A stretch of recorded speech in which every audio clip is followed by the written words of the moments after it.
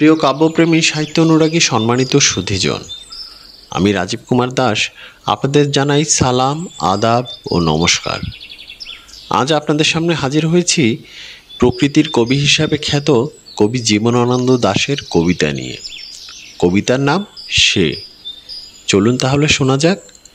কণ্ঠে আমি রাজীব কুমার দাস।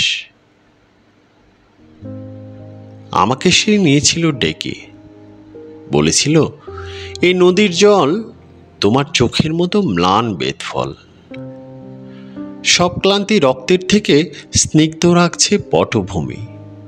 এ নদী তুমি, এর নাম ধানসিঁড়ি বুঝি? মাছরাঙাদের বললাম, গভীর মেয়েটি এসে দিয়েছিল নাম।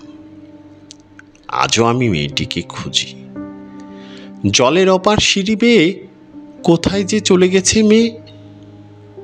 সময়ের অবিরল সাদা আর কালো বনানীর বুক থেকে এসে মাছ আর মন আর মাছরাঙাদের ভালোবেসে, ঢের আগে নারী এক, তবু চোখ ঝলসানো আলো। ভালোবেসে 16 আনা নাগরিক যদি না হয়ে বরং হতো ধানসিঁড়ি নদী।